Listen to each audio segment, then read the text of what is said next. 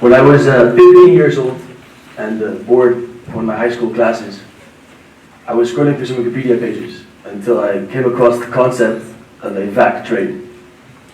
Basically just a train in a vacuum tube. Concepts varied wildly, from trains traveling 600 kilometers per hour on rails. Concept actually worked out for the west coast of the US. To concepts traveling 6,000 to 8,000 kilometers per hour. Actually using the Earth's gravity to assist its acceleration. My mind was blown, and armed with this new concept, my imagination went wild. I started imagining all of the possible routes. I personally come from an international background, having grown up in 6 countries, and I love to travel. And this concept made New York to Beijing possible in 2 hours. This was a task, of course, but for me it was all in the future. I mean, this had to happen, and if I could do anything about it, it would. But I was 15. I didn't have the know-how or the resources yet. So you can imagine how I was delighted in 2013 when Elon Musk announced his white paper introducing a revolutionary new concept, the Hyperloop. It made use of low-pressure vacuum tubes, so tubes under vacuum, linear electromotors, and air bearings, or a small cushion of air on which it would levitate in order to travel speeds of about 1,000 kilometers per hour on average. It would connect LA to San Francisco in 35 minutes. I was even more delighted when Elon announced that he wouldn't be patenting the idea, and that he would let the students figure this one out. And that he announced the Hyperloop, or the SpaceX Hyperloop pod competition. This took place in LA, January 2017, and I, of course, jumped at the opportunity to become part of one of these teams. And I soon was. Here you see me as part of Delft Hyperloop. And I'm really proud to say that we actually won this competition last January. But what is Hyperloop? I mean, what is Hyperloop really?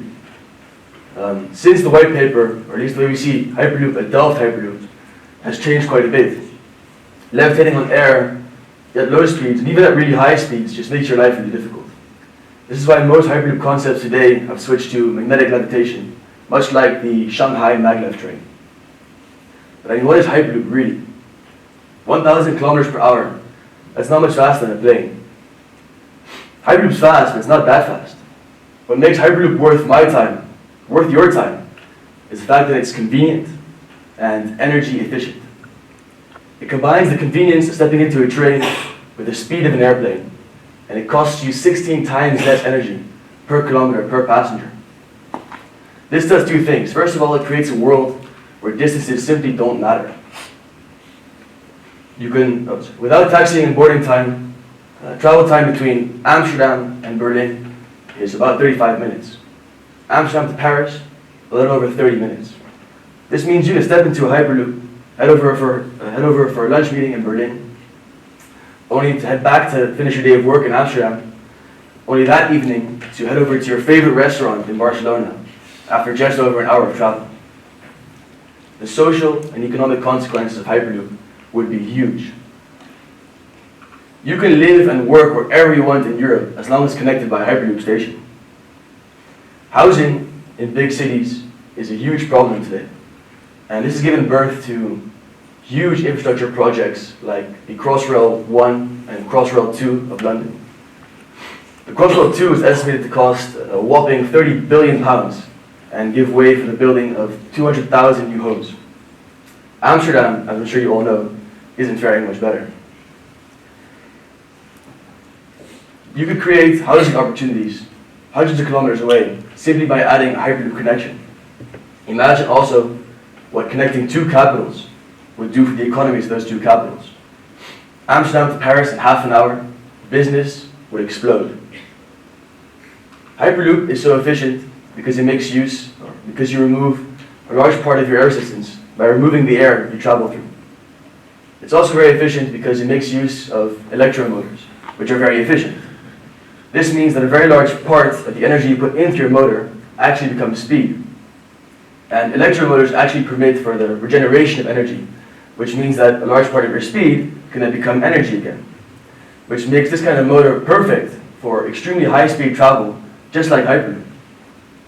The second thing this does, it takes a reasonably big step towards a sustainable world. The way we use our resources today does not affect us as much as it will affect our grandchildren. And every single day, new evidence points out unfixable consequences due to greenhouse emissions. How big is this step? How big is this step? Well, the EPA, the Environmental Protection Agency, puts the total greenhouse emissions due to transport at 27%. And Allianz puts road transport at a more modest, so of course not including all transport, at a more modest 10.5%. So either way, it's quite clear that this step is quite big. And if you were to actually combine a Hyperloop with, say, solar panels, you could create a completely emission-free form of transportation.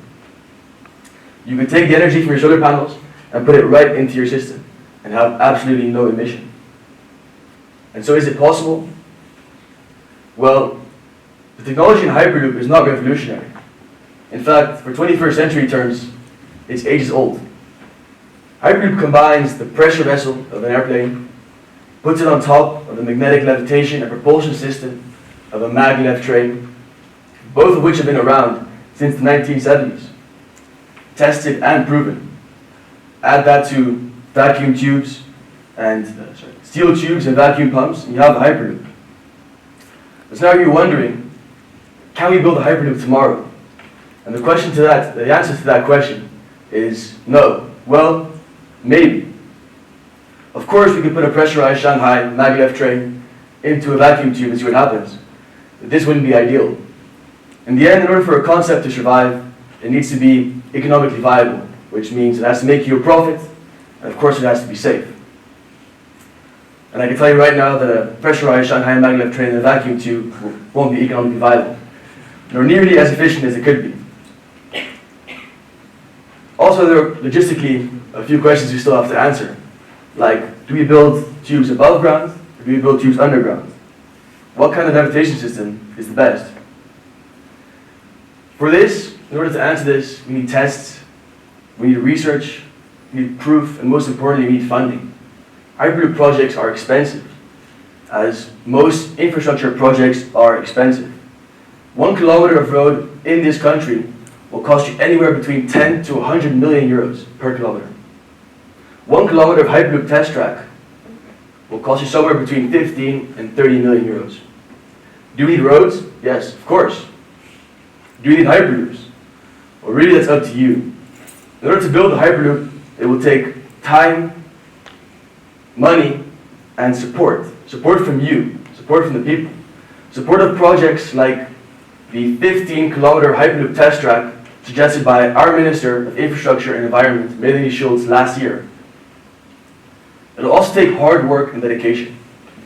Hard work from both students and companies alike. And that is why last year I put together a brand new Delft Hyperloop team. They're working very hard at this very moment, as they work day and night, in order to make as big of an impact as they can on transportation as we know it. And they aim to do this by building a brand new prototype for the third installment of the SpaceX Hyperloop pod competition this summer. And so we see that Hyperloop, the technology behind Hyperloop, is not groundbreaking, but that Hyperloop as a transportation concept is revolutionary. And we see that in order to build a Hyperloop, we need support from the people. But we also see that there is no guarantee that there will be Hyperloops. In order to build a Hyperloop, it will take time, money, and support. But we also see that Hyperloop is worth our while. That it can connect and unify Europe, and even connect Europe to the rest of the world. And that it can take a step, an important step, towards a sustainable world, a world for generations to come. Thank you.